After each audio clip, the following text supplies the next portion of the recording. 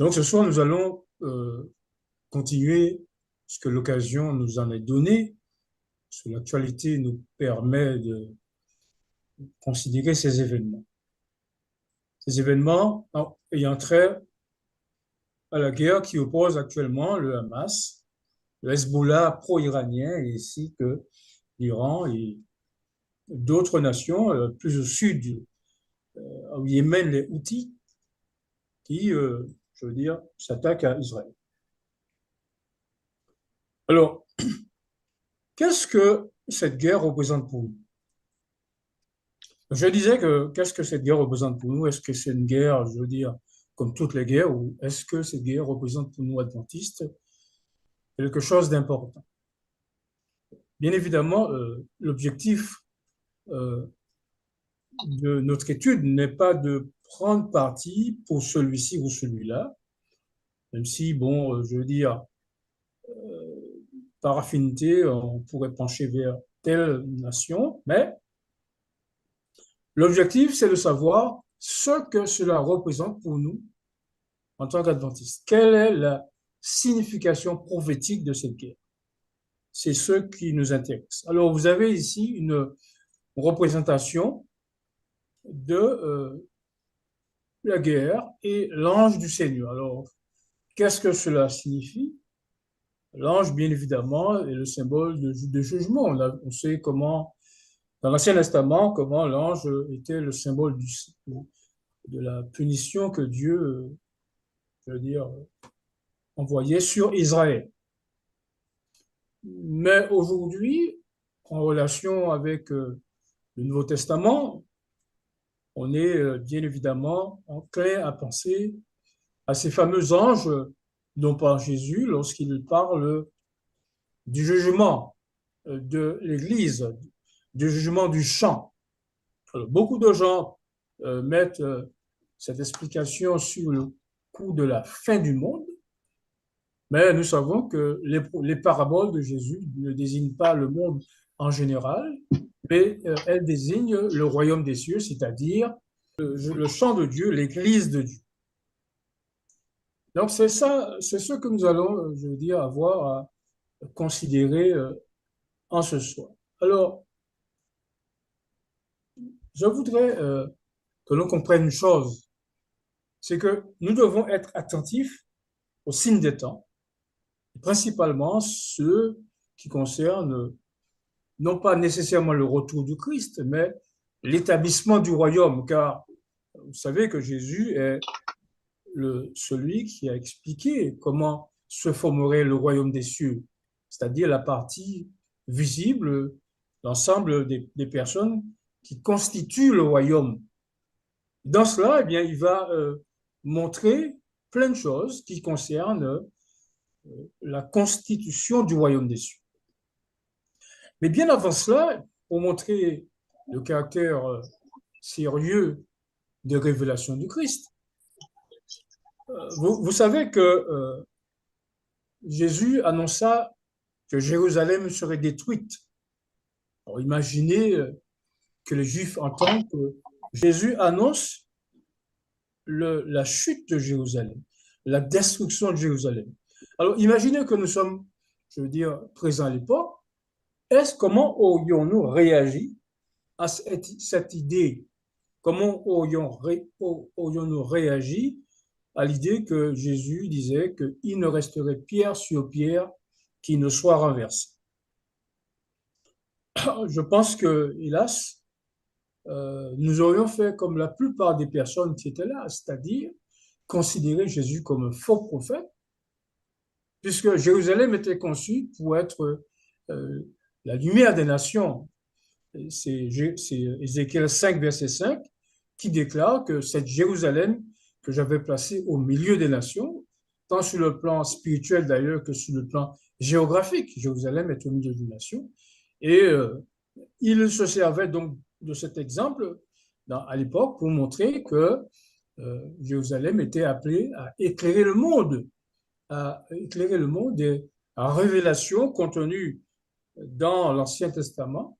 Appelez-vous le texte d'Apocalypse, je veux dire, de Conquérant Pacifique, page 14, page 15 en français, 14 en anglais, où il est dit que les types et les symboles étaient une prophétie condensée de l'écriture, une image où se trouvaient réunies toutes les promesses de la rédemption. Donc, il était impensable à un juif, surtout les hommes, comme je les appelle, à bouclette, les Lubavitch, de comprendre que Jérusalem puisse être détruite. Je rappelle aussi que Jérusalem était le seul endroit où se faisait la Pâque. Alors, beaucoup de gens n'attachent pas d'importance à tel ou tel lieu, mais la Pâque était célébrée uniquement à Jérusalem. Et ceci est important de comprendre que lorsque Dieu donne des informations, des directives, eh bien, il faut les suivre et non pas dire non, je pense que, je suis d'avis que, bref, nous ne sommes pas habilités à donner nos avis lorsque Dieu intervient dans certaines choses. Donc Jésus va proclamer, va annoncer la chute de Jérusalem. Et pendant son ministère, 12 personnes, puis 120 personnes étaient donc les disciples de Jésus, et chiffre qui va s'accroître avec non seulement les Juifs, je veux dire, de souche, mais aussi les païens qui s'adjoignaient à l'Église. Et les judéo-chrétiens étaient donc attentifs à cette parole de Christ. Lorsque vous verrez Jérusalem entourée par les armées romaines, sachez que sa désolation est proche. Et il est important de comprendre que, selon Tragédie des siècles, page 31, aucun chrétien ne perdit la vie dans Jérusalem, puisque lorsque les premières armées romaines furent venues pour envahir Jérusalem, alors qu'elles étaient pratiquement, je veux dire, au point de raser Jérusalem, bien par un miracle, eh bien, elles sont parties. Et page 31 de Tragédie déclare qu'aucun chrétien ne perdit la vie dans Jérusalem. Ils ont vu le signe du maître, eh bien, ils se sont arrangés, ils sont partis et ils allèrent dans la ville de l'autre côté du Jourdain, dans la ville de Péra, si je ne m'abuse, ou Para. Et donc, ils ont ils ont continué le message que Dieu leur avait donné.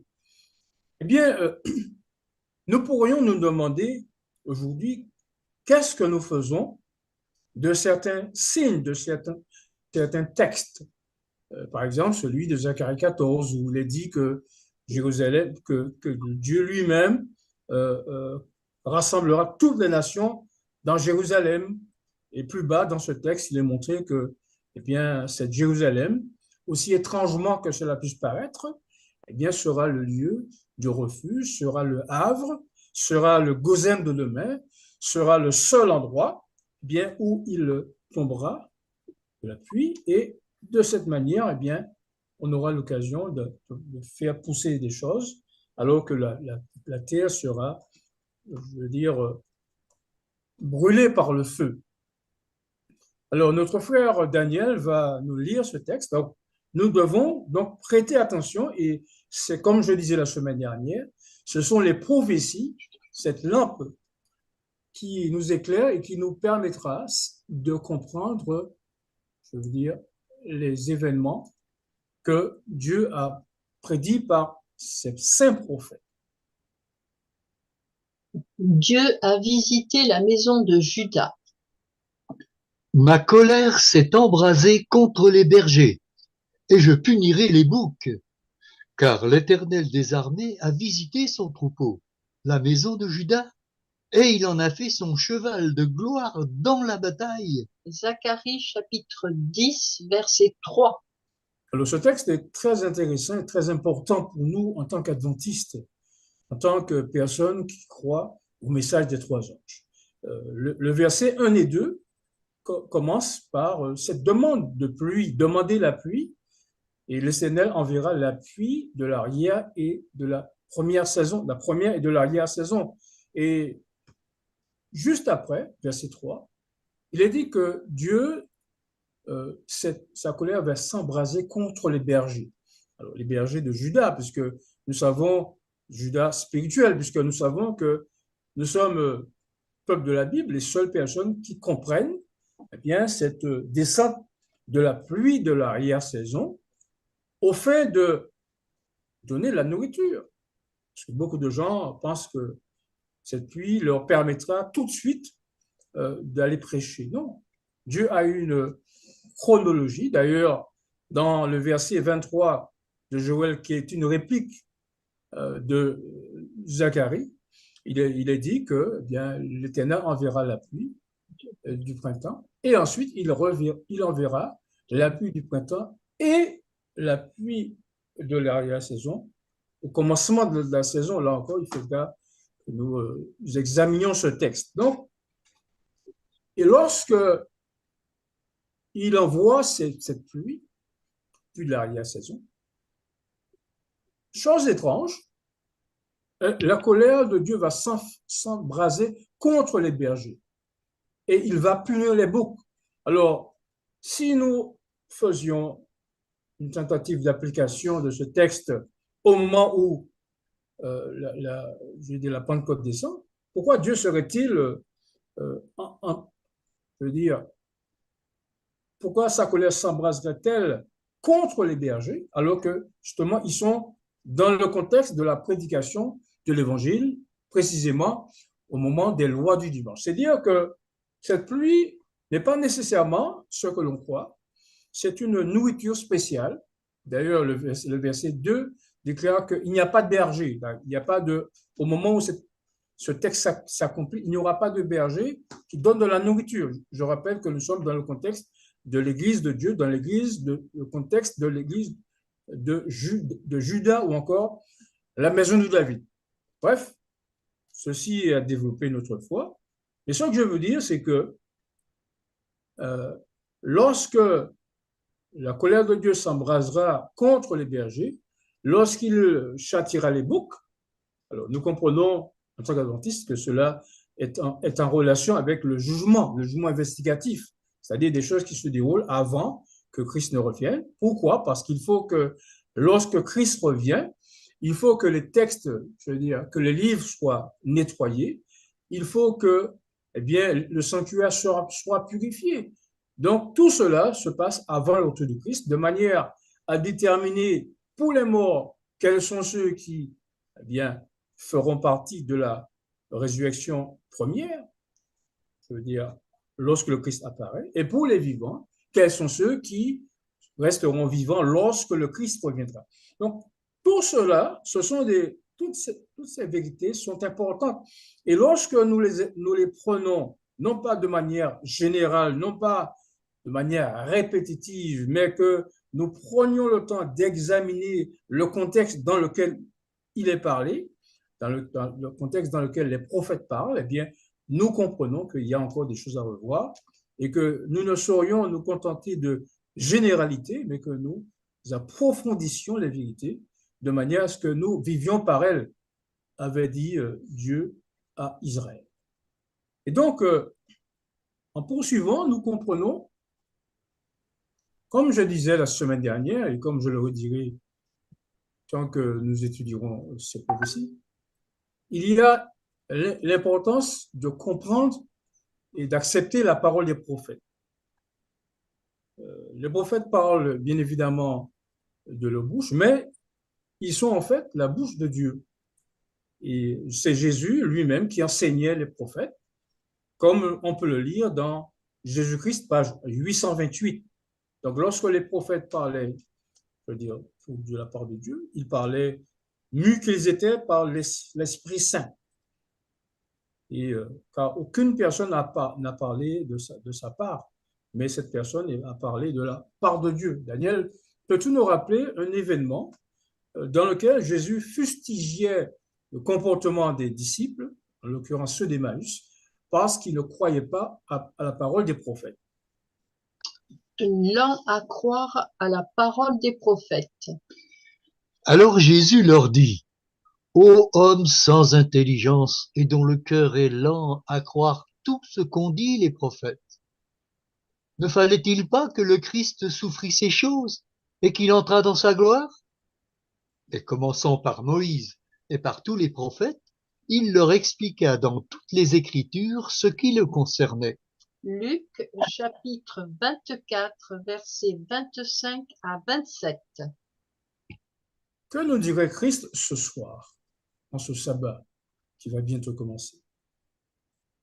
Nous dira-t-il que nous sommes lents à quoi? Attention, nous sommes sans intelligence parce que nous ne croyons pas la parole des prophètes. Lorsque Zacharie nous dit que, Zacharie 14, verset 1er à 3, qu'il y aura une grande guerre mondiale euh, initiée par le Christ lui-même. Alors, on entend souvent, je veux dire, les commentaires un peu, je veux dire, narquois des personnes qui n'acceptent pas ce texte.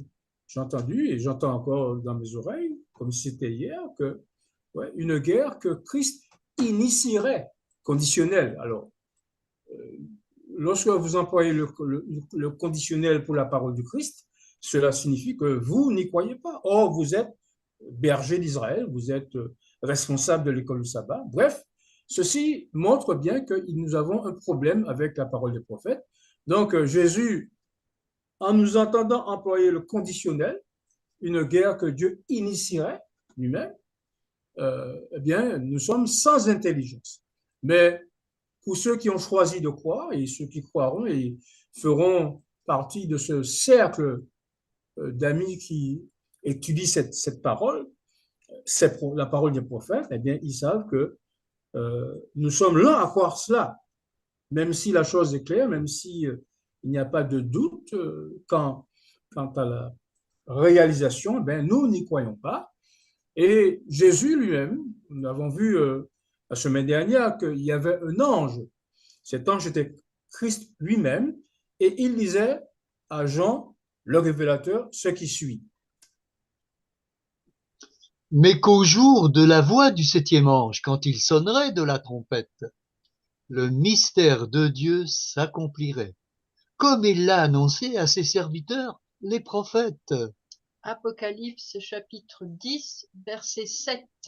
Si nous croyons à Matthieu 24, 14, cette bonne nouvelle du royaume sera prêchée dans le monde entier, eh bien, nous ne ferons pas divers plans pour circonvenir au plan de Dieu, mais nous accepterons la parole des prophètes comme venant de Dieu lui-même. Nous accepterons que le mystère de Dieu qui, selon l'apôtre Paul, Colossiens 1, 24 à 29, n'est autre que la prédication de Christ aux païens, bien sûr à soi-même, puis aux païens, eh bien, le mystère de Dieu s'accomplira comme il a déclaré à ses serviteurs les prophètes. Donc, l'objectif ce soir, c'est de déceler les dessous de cette guerre qui a lieu là-bas.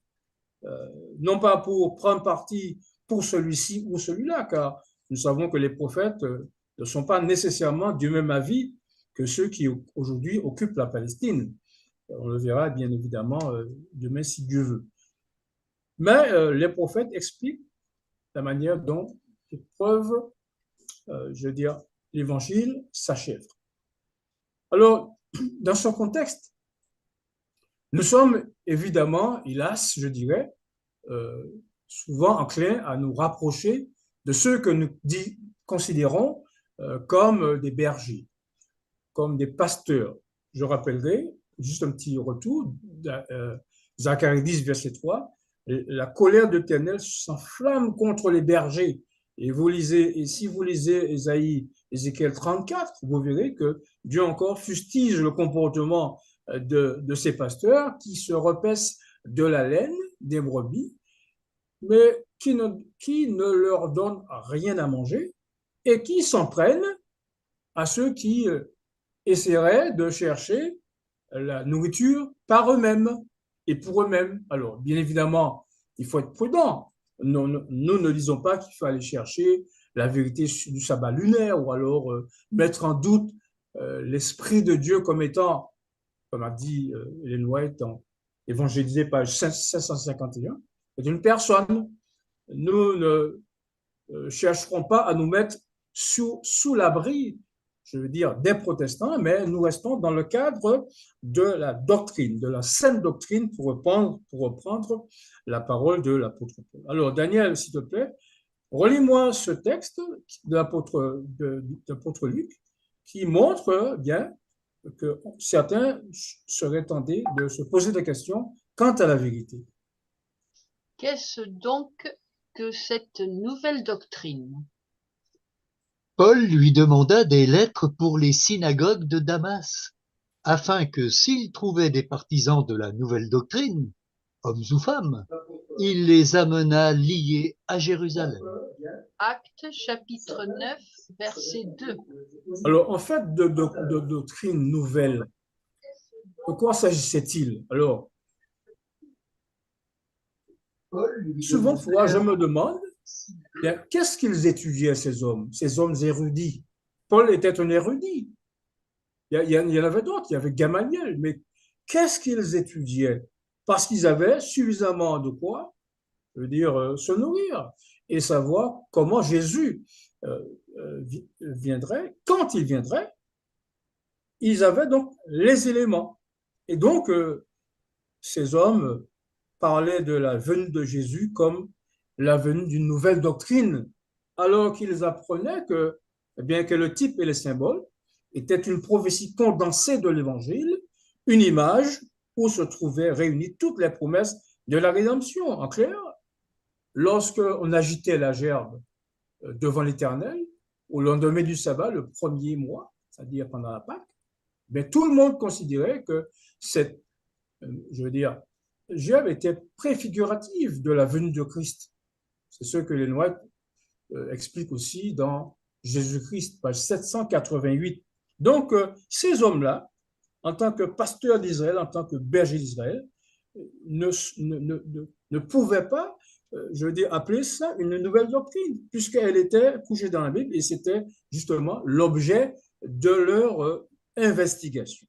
Alors, cet exercice auquel nous nous livrons est pédagogique parce qu'il nous permet de voir en live bien que le peuple d'Israël, le peuple de Dieu, le peuple de Juda, bien, écoutait les yeux fermés ce qu'il leur était enseigné.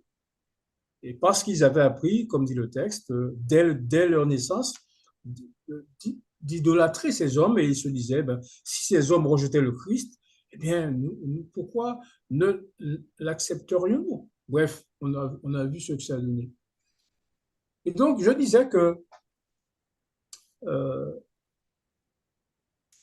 l'importance des prophéties. Lisons ce texte de la tragédie des siècles qui nous permet de comprendre ce que nous disons. C'est-à-dire, certes, nous devons respecter nos bergers, nos pasteurs, mais nous devons aussi avoir cette indépendance, je veux dire, d'esprit afin de jauger et de juger si ce qu'on nous dit est exact.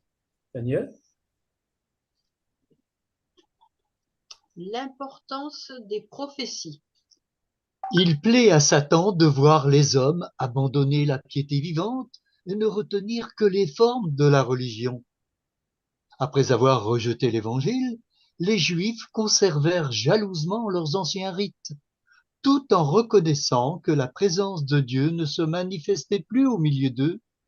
Ils restèrent farouchement cantonnés dans leur exclusivisme national. La prophétie de Daniel indiquait de façon si précise le temps de la venue du Messie et prédisait si clairement sa mort qu'ils en défendaient l'étude et que les rabbins finirent même par prononcer l'anathème contre ceux qui s'y adonnaient. Dans son aveuglement et son impénitence, le peuple d'Israël est resté pendant 18 siècles indifférent aux offres gracieuses du salut et aux bienfaits de l'Évangile. Exemple effrayant et solennel des dangers que court celui qui rejette la lumière du ciel. Tragédie des siècles, chapitre 21, page 408, deuxième paragraphe. Alors, ce texte est important, frères et sœurs, et il doit nous aider dans notre quête personnelle en relation avec la vérité. que les rabbins finirent même par prononcer l'anathème contre ceux qui s'y adonnaient. Et voilà que ceci constitue pour nous un exemple effrayant et solennel des dangers que court celui qui rejette la lumière du ciel. Alors, je précise bien qu'il ne s'agit pas de ne pas d'accepter n'importe quoi. Si vous m'invitez à une réunion ou examiner sur le sabbat lunaire, je vous dirais que je suis désolé.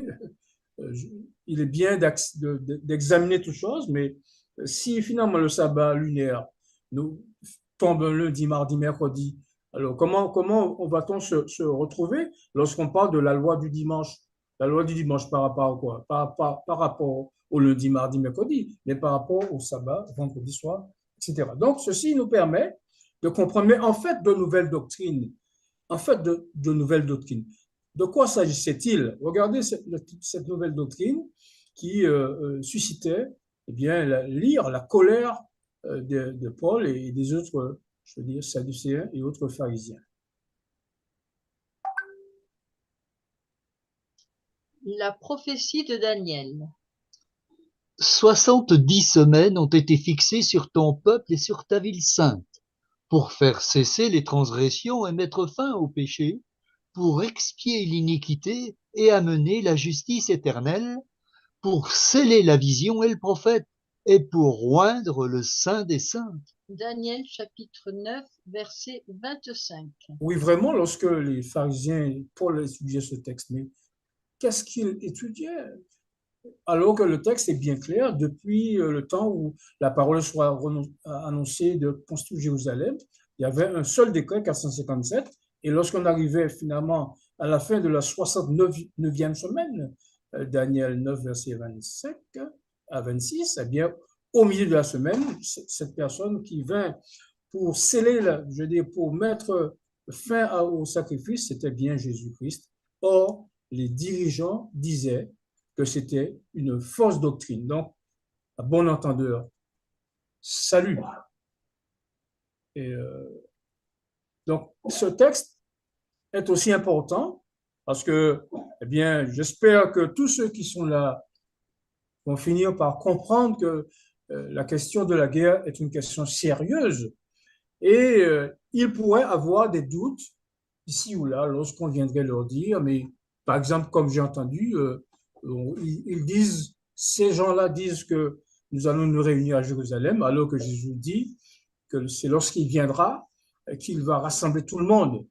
Alors ça encore, ce fera l'objet d'une étude afin que nous démystifions eh bien, cette théologie, je veux dire, supposée être sérieuse concernant ce rassemblement. Bref, en tout cas, voilà une déclaration avant que nous considérions nos textes. Voilà une déclaration qui doit nous servir d'avertissement et de guide. D'après le poids des évidences. Satan est maître dans l'art de faire naître des doutes, de soulever des objections au sujet du témoignage que Dieu envoie, et beaucoup pensent que c'est une vertu, une preuve d'intelligence de ne pas y croire, de poser des questions et d'ergoter.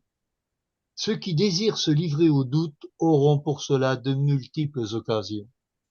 Dieu ne se propose pas d'enlever tout ce qui pourrait donner lieu au scepticisme. Il donne l'évidence qui doit être examinée soigneusement avec humilité et un esprit disposé à se laisser enseigner. Le poids de l'évidence devra alors être décisif. Dieu donne des preuves suffisantes à celui qui veut croire avec candeur. Mais quiconque se détourne de l'évidence parce qu'il y a quelques points que son intelligence bornée ne peut saisir, sera laissé dans l'atmosphère glaciale de l'incrédulité où sa foi fera naufrage. Testimonies for the Church, volume 5, page 672-680, ou alors toujours dans Testimonies for the Church, volume 2, page 337-340, et enfin Conseil à l'Église, page 73, troisième paragraphe. Oui, Dieu n'est pas décidé à faire disparaître toute preuve, mais il envoie suffisamment d'éléments, afin que nous déterminions l'acceptation de ce sujet, d'un sujet, d'après le poids des évidences. C'est comme, je veux dire, pour Daniel 9, lorsque les 70 semaines sont arrivées, en tout cas la 69e semaine, lorsque le milieu de la semaine, Christ a fait une alliance, eh bien, Nicodème, qui était un pharisien, eh bien, et Joseph d'Arimathée d'ailleurs aussi, ont compris que il y avait une phase du royaume de Christ qu'ils ne comprenaient pas. Il fallut d'abord que Jésus vint pour présenter le royaume des cieux, en tout cas les caractéristiques du royaume des cieux, et ensuite venir, comme il le dit dans Ésaïe 9, d'ailleurs on y passe à pieds joints, sans vraiment donner à l'empire de l'accroissement et une paix sans fin au trône de David, l'affermir par le droit et la justice. Voilà ce que fera le zèle de l'Éternel des armées. Donc les Juifs étaient plus portés sur ce texte que sur Ésaïe 53. Et selon ce qui m'a été dit, eh bien, s'il y a un chapitre que nos frères juifs ne lisent pas, c'est Ésaïe 53 en relation avec la venue de Christ. Donc, nous revenons à les dessous de cette guerre. Comment comprendre cet événement pour nous en tant qu'adventistes? Et vous avez à nouveau la photo, enfin la photographie de l'ange de la mort, celui qui donnera la mort à tous ceux qui n'accepteront pas les vérités que Dieu nous donne aujourd'hui. Alors, sans dire porter d'anathème sur celui-ci ou celui-là, lorsque nous nous réunissons en général, lorsque nous allons au temple, bien nous pensons trouver des personnes qui parlent du message de l'heure, c'est-à-dire le message des trois anges, le message de la nourriture en temps convenable. Et on entend, je veux dire, toutes sortes de choses. On part, hélas, bien vide, aussi vide, peut-être plus vide, et déçu que nous sommes arrivés. Et quelle est la recommandation que nous fait la servante du Seigneur en ce qui a trait aux études auxquelles nous devons nous livrer dans le cadre du temps d'aujourd'hui? Daniel? La nourriture en temps convenable. Il y a de nombreuses vérités dans la parole de Dieu, mais c'est de la vérité présente que le troupeau a besoin aujourd'hui. J'ai vu le danger que couraient les messagers en se détournant de certains points importants de la vérité présente, pour insister sur des sujets qui n'ont pas pour but d'unir le troupeau et de sanctifier l'âme. Satan profitera de tous les avantages possibles pour faire du tort à la cause. Mais des sujets comme le sanctuaire, en rapport avec les 2300 jours, les commandements de Dieu et la foi de Jésus, expliquent très bien le passé du mouvement adventiste. Ils montrent ce que nous croyons, affermissent la foi de ceux qui doutent et donnent de la certitude à la gloire future. J'ai vu fréquemment que c'était là des sujets principaux sur lesquels les messagers devaient insister. Premiers écrits, page 63, premier et deuxième paragraphe. Vous avez remarqué que j'ai mis l'ange de la mort, celui qui représente ceux qui doivent passer pour donner la mort à ceux qui ne se sont pas préparés pour le jugement des vivants. Et c'est justement dans ce cadre-là que nous étudions les dessous du jugement des vivants. Et comme nous allons le voir, de la guerre en question, et comme nous allons le voir, eh bien, c'est au cours de cette guerre que se fera le jugement des vivants dans la maison de Dieu. Non pas comme certains pensent en quittant l'Église et en s'en allant sifflotant les mains dans les poches, mais parce que Dieu enverra des anges, comme Jésus l'a dit, il ne peut pas faire mieux, hein. Le Seigneur enverra ses anges pour arracher de son royaume, c'est-à-dire son Église, tous ceux qui commettent les scandales et l'iniquité. Donc, nous devons donc parler du jugement, parler de 2300 jours et matins, parler des choses qui ont trait, eh bien, à la proximité du retour de Christ, certes, mais aussi la proximité des événements liés au jugement des vivants. Alors, qu'est-ce que Dieu nous enseigne à travers cette guerre? Nous allons relire ce texte que nous avons lu la semaine dernière pour bien nous en imprégner.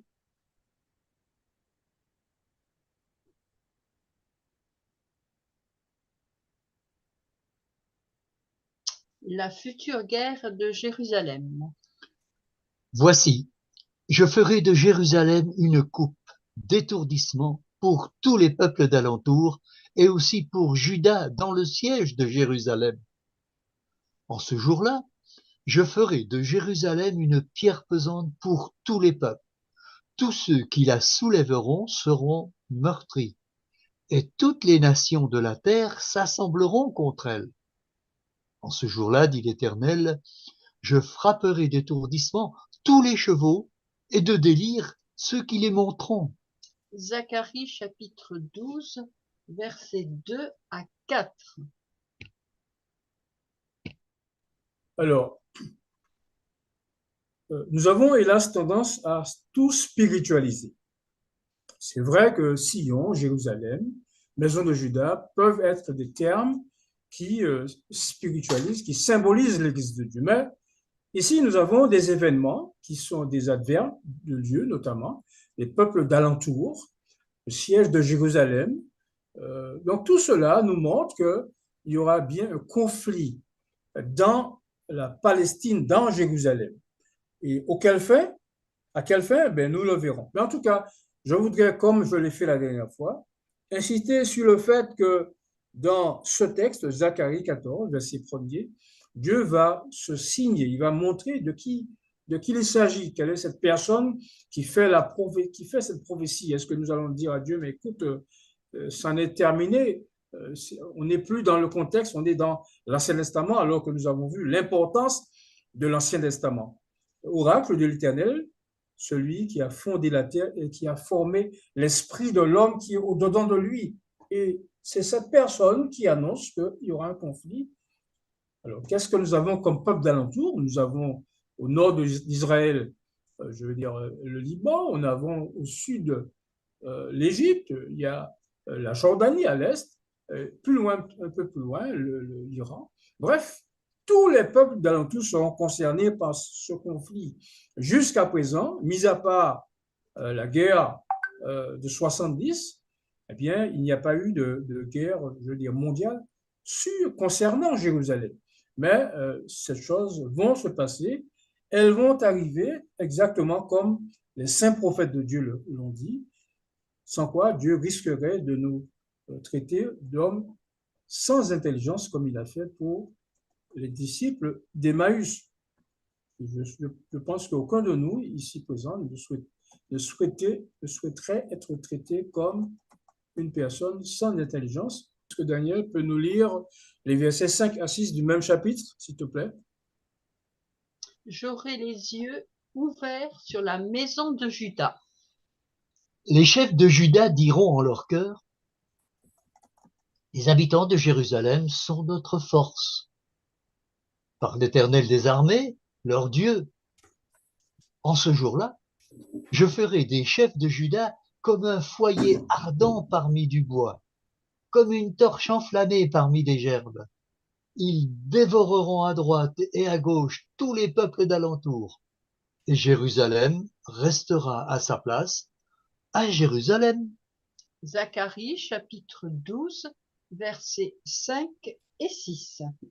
Alors, vous avez remarqué, frères et sœurs, que lorsque cette guerre aura lieu, Jéhovah notre Dieu déclare qu'il aura les yeux sur la maison de Juda. Et les chefs de Jérusalem diront que, bien, les habitants de Jérusalem sont notre force. Alors, beaucoup pourraient penser que les Juifs qui occupent la Palestine sont les personnes dont il est parlé ici. Lorsqu'ils disent que Jérusalem sera les chefs de Juda seront notre force. Alors, si nous allons juste un peu plus loin, juste à côté, Zacharie 14, il est dit que eh bien, les personnes qui occupent la Palestine seront détruites. Et comme un fait de guerre que l'on connaît, eh bien, les femmes seront violées, les maisons prises, et le reste de la ville ira en captivité. Ceci signifie que cette maison de Juda, en l'occurrence, ne saurait être, je veux dire, ceux qui occupent la Palestine aujourd'hui. Donc, quelle est donc cette maison de Juda? Alors, revenons à notre texte. Les chefs de Juda diront à leur cœur, les habitants de Jérusalem sont notre force par l'Éternel des armées, leur Dieu. En ce jour-là, je ferai des chefs de Juda comme un foyer ardent parmi du bois, comme une torche enflammée parmi des gerbes, et ils dévoreront à droite et à gauche tous les peuples d'alentour. Vous voyez, la notion géographique est bien présente parce qu'il est dit que eh bien, ils dévoreront les peuples d'alentour. Alors, je voudrais bien insister que ce texte montre l'émergence d'un peuple qui dévore à droite et à gauche les peuples d'alentour. Alors, comme j'ai dit, ce ne saurait être ceux qui occupent aujourd'hui la Palestine, ceux qui occupent Jérusalem, puisque dans Zacharie 14, on voit leur défaite. Donc ici, il s'agit de notre peuple de Juda. Et là, on peut, je veux dire, spiritualiser cette maison de Juda pour la comprendre comme étant un peuple particulier, pour ne pas les nommer, les 144 000, je veux dire, de toutes les tribus des fils d'Israël. Donc, ce conflit est important parce qu'il opère, enfin, je veux dire, je précise bien qu'on ne dit pas encore que c'est le conflit. Mais en tout cas, nous avons raison de penser que ce sont les prémices, je veux dire, de ce conflit. De la même manière que les armées romaines vinrent comme prémices pour réaliser la prophétie que Jésus avait annoncée. Seulement, le temps n'étant pas encore venu, eh bien, et le signe donné par le Sauveur étant là, le moment était venu pour, je veux dire, les judéo-chrétiens de s'enfuir. Donc, ce sont des choses qui sont là, puisque, je veux dire, je suis l'affaire, la question palestinienne, israélienne depuis 67, en passant par 73, en passant, je veux dire, par la première intifada avec Sharon, et on voit que, bon, il y a eu des soubresauts. Bon, bien évidemment, la guerre de 67 est un peu, je veux dire, plus généralisée, celle de 73 aussi, mais je veux dire, nous ne sommes pas encore dans le contexte annoncé par les prophètes d'une guerre généralisée. Alors, une guerre en cachant une autre, il y a cette question de la Russie et de l'Ukraine. D'ailleurs, que les spécialistes, entre guillemets, annoncent comme étant la Troisième Guerre mondiale. Mais nous savons qu'il n'y aura pas de Troisième Guerre mondiale en Russie ou en Ukraine. Il y aura la Troisième Guerre mondiale en terre de Palestine, comme les saints prophètes de Dieu l'ont annoncé. Donc, il faut que nous soyons, je veux dire, circonspects, éveillés comme les judéo-chrétiens. Alors, quelle est donc cette maison de Juda qui va dévorer à droite et à gauche? Et que faut-il comprendre par soit le terme Sion, soit le terme maison de Juda ou encore maison de David? Voilà un élément que nous donne le prophète, le bien-aimé prophète évangélique Ésaïe. Je mets mes paroles dans ta bouche et je te couvre de l'ombre de ma main pour étendre de nouveaux cieux et fonder une nouvelle terre, et pour dire à Sion, tu es mon peuple.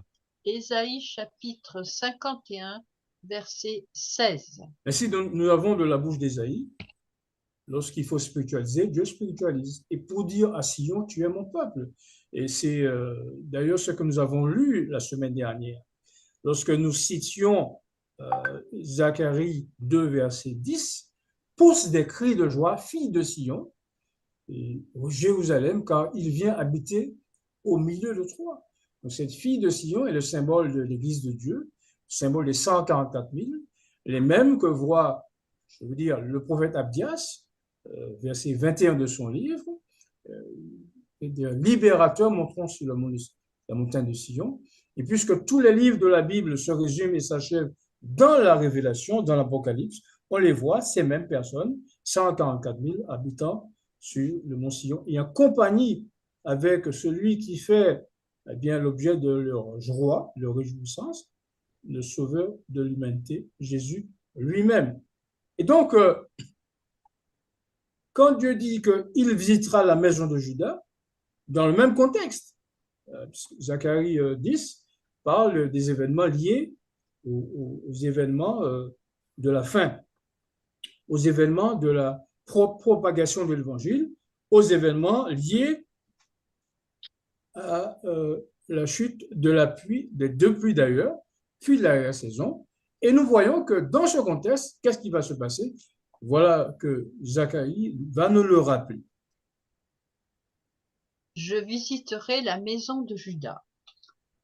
En ce jour-là, dit l'Éternel, je frapperai d'étourdissement tous les chevaux, et de délire ceux qui les monteront. Mais j'aurai les yeux ouverts sur la maison de Juda, quand je frapperai d'aveuglement tous les chevaux des peuples.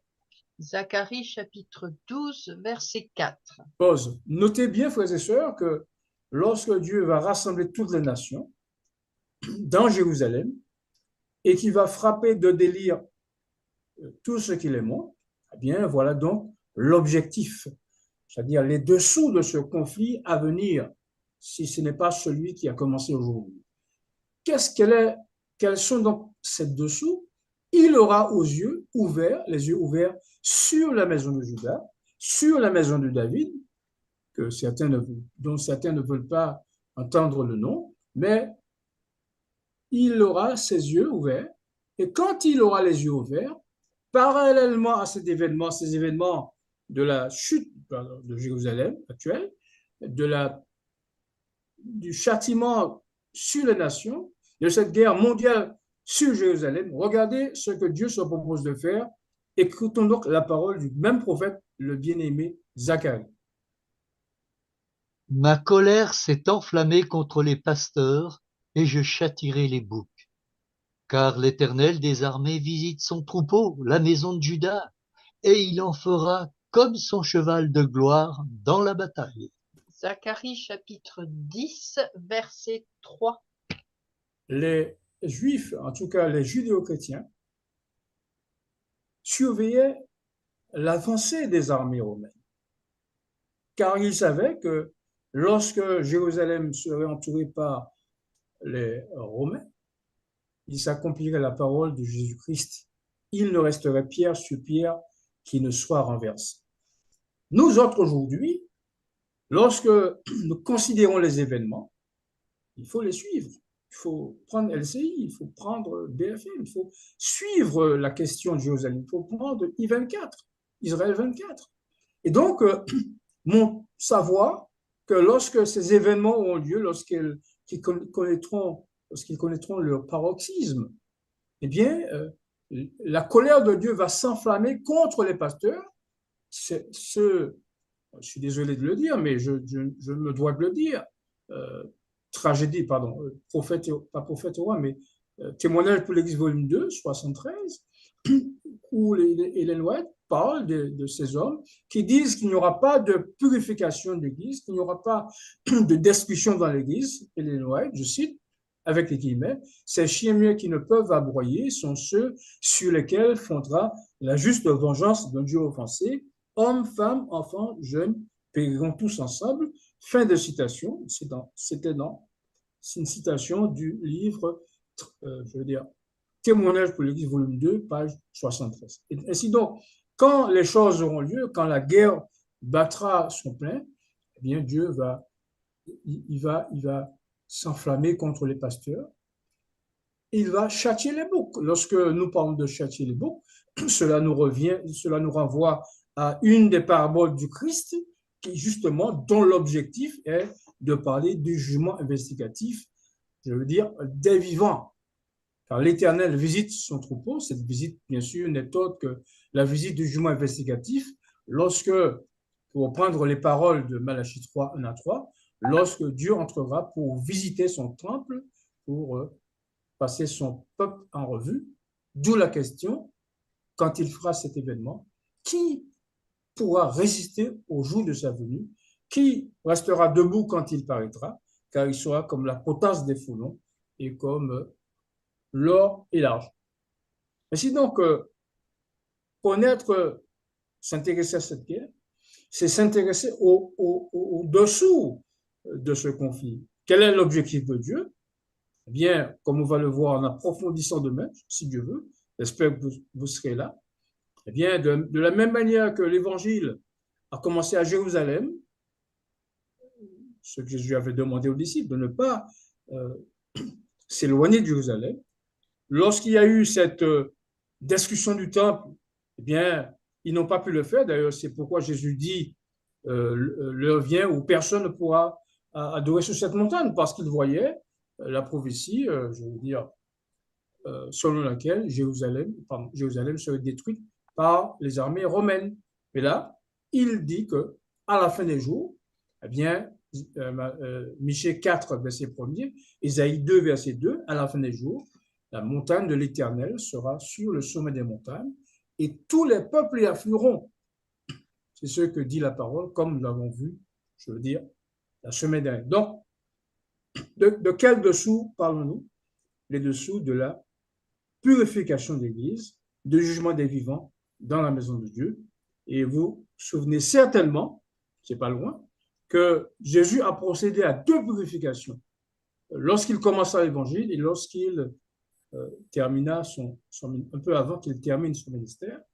Et donc, ces deux purifications préfigurent la future purification de l'Église qui aura lieu avant qu'elle ne reçoive eh bien, cette mission d'évangéliser le monde entier.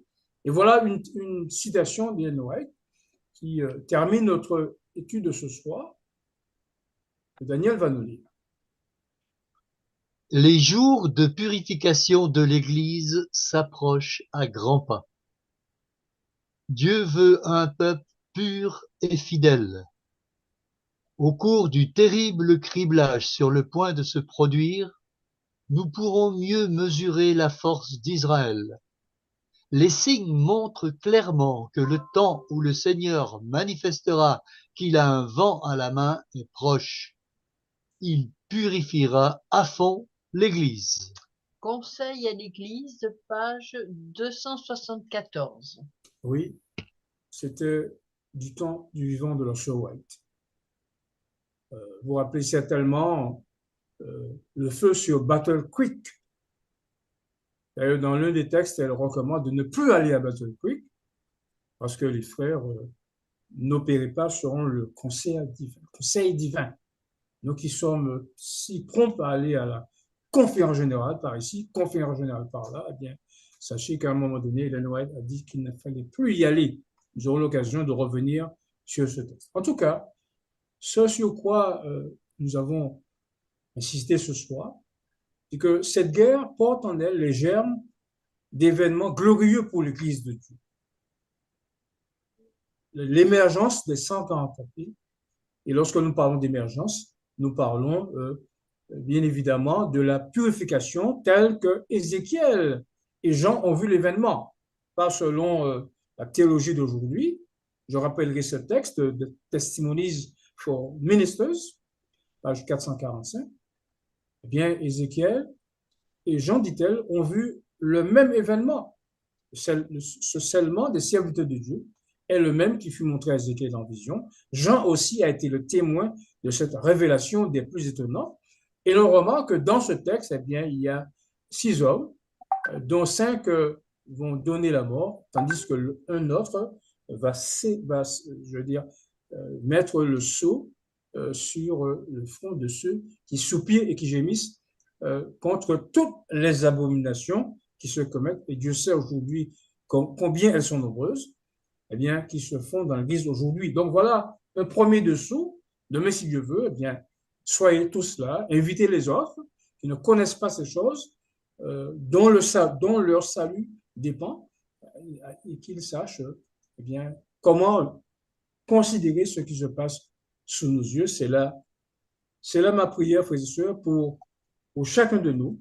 Continuons à venir, continuons à étudier pour nous-mêmes Sachez que Dieu n'est pas disposé à enlever toute occasion de doute, mais avec les éléments que nous avons, eh avec le poids des évidences, nous allons faire partie de ceux qui sont les prémices des prémices, c'est-à-dire les premières personnes qui ont accepté ce message.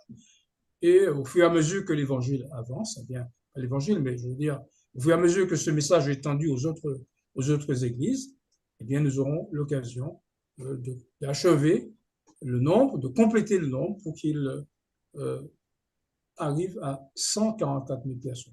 C'est là ma prière pour vous et moi. Et je vous souhaite une bonne soirée et je suis donc à votre écoute pour les questions. Amen, amen. Amen.